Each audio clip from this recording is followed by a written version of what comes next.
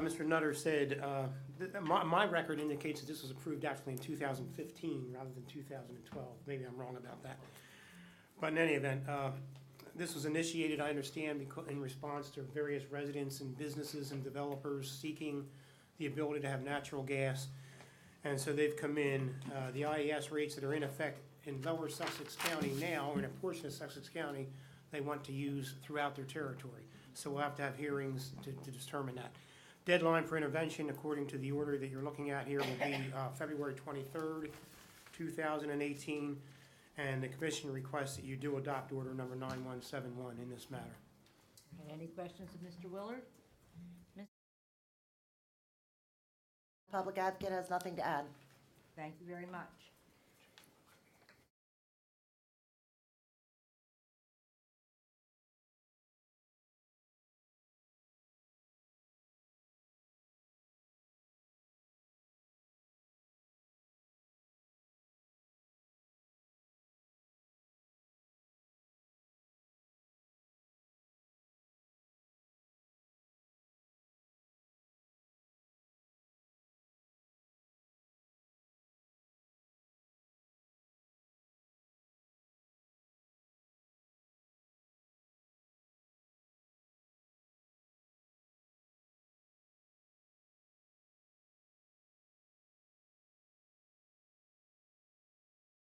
Commissioners, at your last meeting, the commission granted the public advocate's petition to open this docket, and what this motion does is directs if it's adopted, is to direct utilities to begin accruing a regulatory liability for the amount of the savings.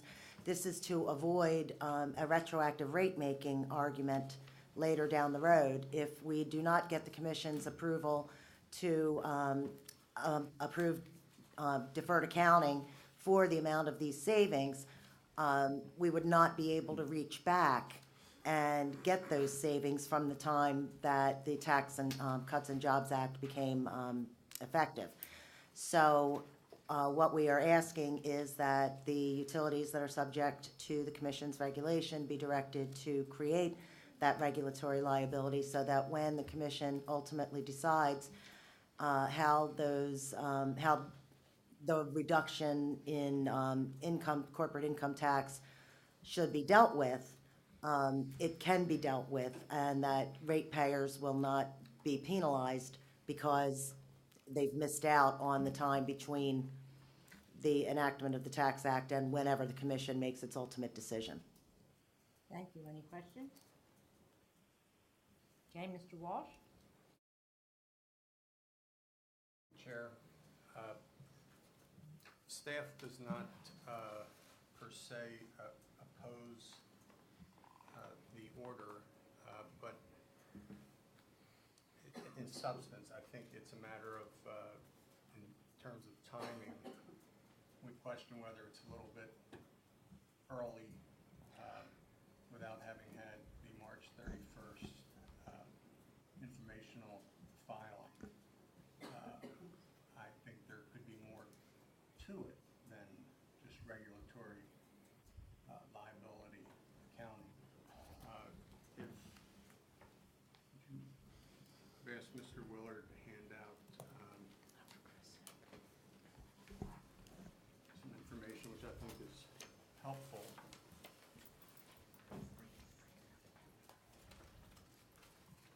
Thank you. The first, I pulled these two because these were the two states that Mr. Goodman had mentioned at the last hearing, and that his mentioning of that is on the last page, Connecticut and Missouri, that they did each have a utility that had pending rate case. But that not being my point, as to this particular order, what I wanted to point out is in the first order from the State of Connecticut Public Utilities Regulatory Authority, on the second page, the bold text, which I bolded, that's the part I want to point out, does state that comments must be filed by each company, both in this docket and each company's respective last rate case decision docket, all of which were reopened by the authorities' January 3rd, 2018 decision. So that goes a little bit against the idea set forth before. But on the first page of Connecticut's order, they have 4 of the 6 bullet points, the other 2 on the next page, of what should be provided. And I would just ask that the Commission consider whether those are items that ought to be part of this order. The utilities may have something to add to that, but I don't know that, A, the timing is right, or B, that substantively it covers what it should, because we don't know yet, I believe, until we have March 31st filing. The second order is from the other state that was mentioned by Delmarva, Missouri. And I had underlined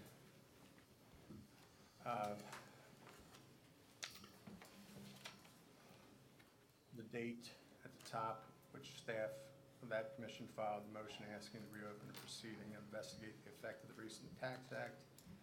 And then what they had asked to have implemented, or what they asked of the utilities to answer the following questions. And on bullet point D, which is on page 2 of that order, states, how does the change of the federal income tax affect pending rate cases? Can the change be considered in the pending rate cases?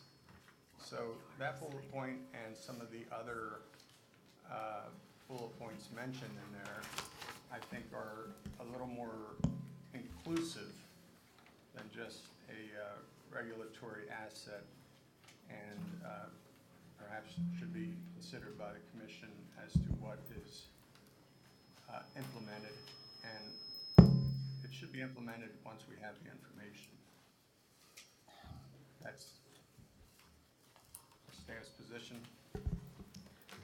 Madam Acting Chair, may I respond briefly? Because I think Briefly, that, yes. I think there are 2 ships passing in the night here. The Commission's last meeting, you opened a docket and directed the utilities, can I have that back, please, to do something. Mr. Walsh points out in the Missouri order, paragraph D, subparagraph D, how does the change to the federal income tax affect pending rate cases? Can the change be considered in the pending rate cases? The only company that has a pending rate case at the moment is Delmarva. You already ordered that it be considered in the context of their pending rate case. With respect to the state of Connecticut, paragraph 4, the last on the first page says, provide proposals to return the excess federal income tax previously collected in base rates as determined in items 1, 2, and 3 to ratepayers effective January 1, 2018. So they are reaching back to the effective date of the federal, the Tax Cuts and Jobs Act. All we are asking is that ratepayers not be penalized by not being able to go back and get, if the Commission decides that all of the benefits should be returned to ratepayers, which it has not decided yet. But we don't want the ratepayers to be penalized by not being able to go back to February 1, because we don't know when these cases will be finalized. That's all we're asking here. The Commission may decide that ultimately, well, we're going to do this with it, we're going to do that with it, we're not going to give it all back to ratepayers. But this just preserves the ratepayers' ability, if the Commission does decide ultimately that all utilities should give it all back to ratepayers, the ability to do so. That's all it does. You're not making any substantive decision here. I think the order speaks for itself. Okay. Thank you. We have 2 utilities that obviously would like to speak to this. DP Delmarva? Sure, and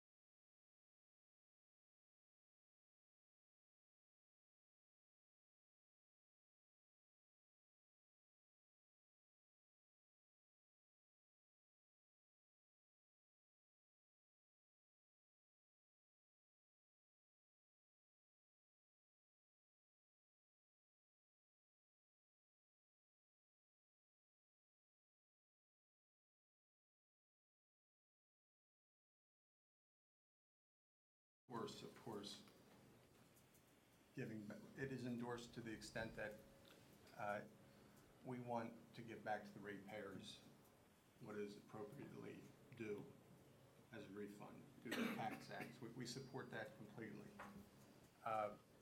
We just question if it has been parsed thoroughly enough as to, as Mr. Spade mentioned, what the mechanisms are, making sure that the companies provide a report as to the effects, and then assuming that none of this would disrupt the protection of the retroactive rate making, which of course we support that as well. That needs to be part of this.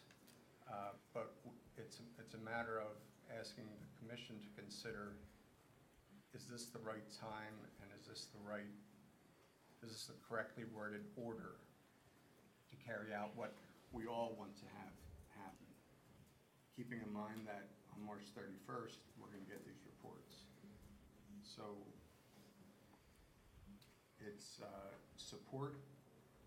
It's not an objection.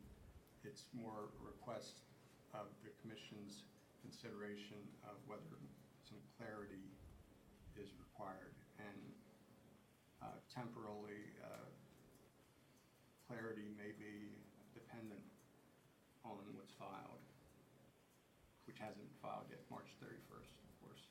Okay, so one aspect for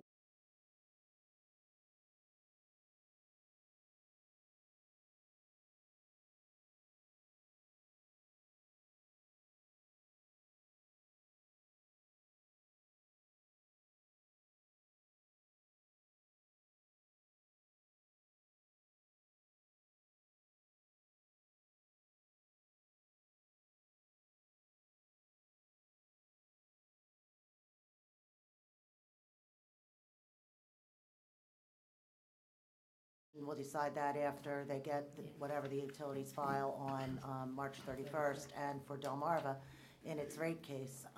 Now, I imagine that different utilities will propose different things.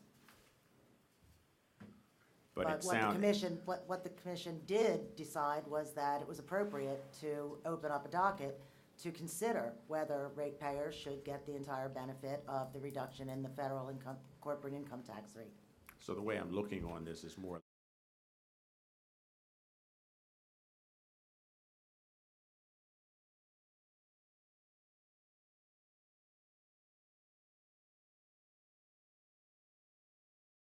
Regulatory liability to be created now because we cannot reach back and get it. This commission has issued orders saying that in order to receive a regulatory asset or liability, you have to get the commission's approval to do so first. okay. Let me just one last question. All right.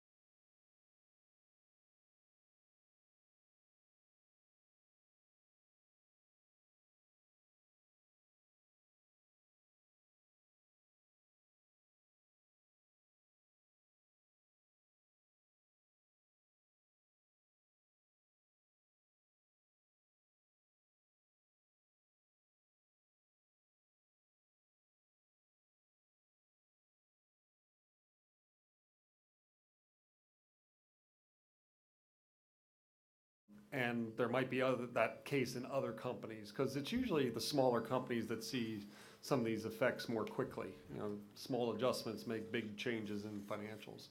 And again, I do want to make it clear, these are changes to reported financials as well. It's not just as simple as getting and giving back. on our 10Qs and 10Ks for SEC reporting companies, you have to discuss all this stuff and then show it. And that's fine, again, just clarity is more the point, because our auditors always ask us, okay, explain to me and your idea of what this order means. And it's difficult at times, specifically in these given situations that I've talked about here. So clarity on that side would be great, and we're happy to do what's being requested. I have also a question from Mr. Walsh, that all Ms. Iyer is asking is to create ability for the customers to go back and ask for the money. I don't think personally that Ms. Iyor's proposal or DPA proposal or idea is to not clarify more as you are seeking. So that clarification will stay when we go over the rate case and other cases. So all they are asking is to enable the customers, if we approve, to go back. So if we approve to go back, and if the proceedings and the dockets work out well, then so be it. So I don't think they're asking for different things than you are asking. And the things you are asking, or you in your memo you mentioned, they will be always there.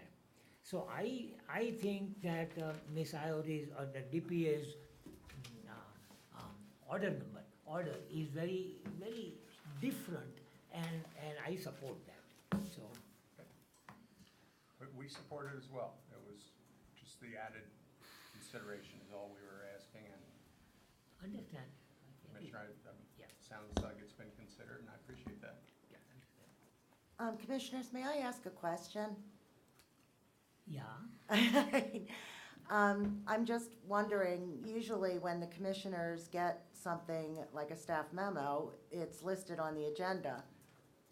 But there was no staff memo listed on today's agenda, and frankly, I had no idea before Mr. Walsh spoke that staff had anything to say about this. I have proposed order number 9177, Which I drafted, that was with my Okay. motion, and I have the motion. the motion. There is no staff memo, Yes. which usually are provided to the parties. Okay. What is the question? I'm sorry. Well, if there was one, why didn't we all get it? Well, I Or don't. why wasn't it on the agenda? Yeah, I don't recall seeing a staff memo, and Well, that which was provided as reference to the other commissions didn't really establish. Oh, what I'm it sorry, was. you said staff memo, so I assumed it was what the typical staff No, memo is. no. My No, it was apologies. what was passed out, My just today, apologies. yeah. And it wasn't very clear for me out of that information whether it was an endorsement or an objection to the recommendation from the public advocate. That's why I asked the question. Thank you. Yeah. Madam Chair, I think that the public advocate's proposal provides the commission with much more flexibility in the decision-making on behalf of the ratepayer, ultimately when the quantification takes place. So I would support the public advocate in this proposal and suggest and recommend that the commission adopt order number 9177 as submitted. I second it. Are there any questions on the motion? All those in favor, please signify by saying aye. Aye. Any opposed? I'm opposed. Any abstentions? All right, motion carries 3-1.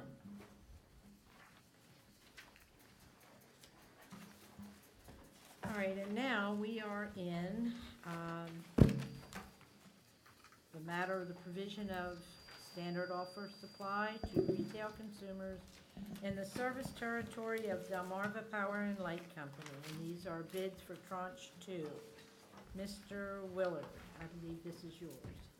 Yeah, you have the bids, it's confidential bids, I understand, you just have them to review. There's no order for you to approve or anything like that. No. All right, and we've got Shauna. Yes. Good afternoon, Commissioners. We have Jim Letzelter here from Liberty Consulting Group to present the results of Tranche 2 that took place on January 29, 2018. There are two versions of the presentation, both a public version and a confidential version. The confidential version is just a more detailed version of the bids. It just goes into that detail. If you do choose to go into, to view the confidential version, you would need to go into executive session, so that would be your choice. Let's do the public version first, can we?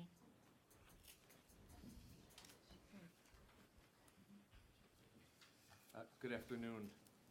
I'm presenting today on behalf of Liberty Consulting about the Tranche 2 auctions that took place this past Monday. Next slide, please. Thank you. We again performed the role of technical monitor for these auctions. To summarize, the auctions were consistent with the RFP, resulted in winning bids that reflect market conditions, and the auctions were competitive in terms of both the number of participants and the bids that were placed. As usual, Enernoc's bid system ran flawlessly, and the PHI staff ran a professional bid room. Next slide. We performed our usual tasks, which are summarized into 6 categories: review the bidder communication media, review the bid website, oversee bidder eligibility, confirm Enernoc's fees, develop a power market assessment, and monitor the actual auction. Slide. This tranche was for 3 blocks totaling 144 megawatts. There were 2 blocks of Risky and 1 of MGS. As always, Tranche 2 is the smaller of the 2 annual tranches. Next slide. The Risky blocks are transitioning from a 3-year to a 2-year delivery term by 2020, and the transition requires that this year's Risky contracts cover a 1-year term. This transition has gone smoothly since participation and price results were exactly as, well, I shouldn't say exactly, but pretty much as expected. Next slide. Participation was good in Tranche 2 with 5 bidders, which is down 1 from last year and from Tranche 1 of this year. We actually had the same number of eligible bidders as Tranche 1, but only 5 of the 7 actually showed up on bid day. Still, this is an adequate level of participation. Slide. Comparing to just Tranche 2 of last year, overall bid activity was actually up. We observed the same number of bidders, but we received more bids for both Risky and MGS blocks. This is another indication of the competitiveness of the overall auction. Slide. Prior to the auctions, we review the power markets in order to make sure that the market is stable and conducive to a competitive auction. We set opening prices in conjunction with Enernoc and estimate a range of winning prices. All of these were performed and the auctions proceeded as scheduled. Slide. In our review of the market, we used to look at both the 1- and 3-year delivery periods commencing every year on June 1st. This year is a little different because there is no 3-year term for Risky blocks, so we focused on the 1-year delivery term. We did include a longer look on the chart itself to give a sense of the long-term outlook, but it's really just about the next year commencing June 1st of 2018. The red line is the forward price for the most recent auctions. The dashed black line is Tranche 1, and the solid black line is Tranche 2 from a year ago. PJM Western Hub energy prices have declined since last year, but have ticked up slightly since Tranche 1. Slide. Of course, natural gas prices are the key to what drives power prices, and gas remains at very low levels from a historical standpoint. Gas prices are lower than both Tranche 1 and last year's Tranche 2. Slide. This chart shows the relationship between gas and power in PJM, which generally rise and fall together. The chart shows the Dominion Hub gas price versus the PJM Western Hub electric price. This is typical behavior and is expected. Slide. The other key component of the market is the price of capacity, where the prices are up since last year. Each of the blue bars represents a capacity price for a specific 1-year delivery period that coincides with the delivery periods of the Delaware SOS auctions. The bar on the left represents the price for capacity in the 2017-18 period and is applicable to last year's MGS blocks. The red line shows the average of the three blue bars, which are the 3 yearly capacity prices that were applicable to last year's risky blocks. The middle block reflects the capacity price applicable to all blocks this year. So the only capacity price applicable to this year's tranche 1 and 2 is that middle bar, which you will notice is the highest. The increase in capacity prices is the difference between the left and middle bars for MGS and the difference between the red line and the middle block for risky. These are pretty sharp increases, up 45% and 36% respectively. It explains how the capacity market has ticked up and has had an impact on overall bid prices. The good news is that next year's capacity price, which is the bar on the far right, will be even lower than last year's, which will serve to push next year's auction prices lower. Slide. In conclusion, the auctions went well. They were competitive and resulted in winning bids that were consistent with prevailing market conditions. This concludes the public version of my presentation today, so I'd be happy to take any questions you have at this point. Thank you. Thank you. Questions? Do you want to move to go into executive session so that we can further? Go ahead. We move to executive session to review the Second. confidential financial information. Second. We have 2 seconds. Take it. All those in favor, please signify by saying aye. Aye. Any opposed? Any abstentions? All right, ladies and gentlemen, thank you. We will go into executive session. No. I do. I'm just. Madam Chair,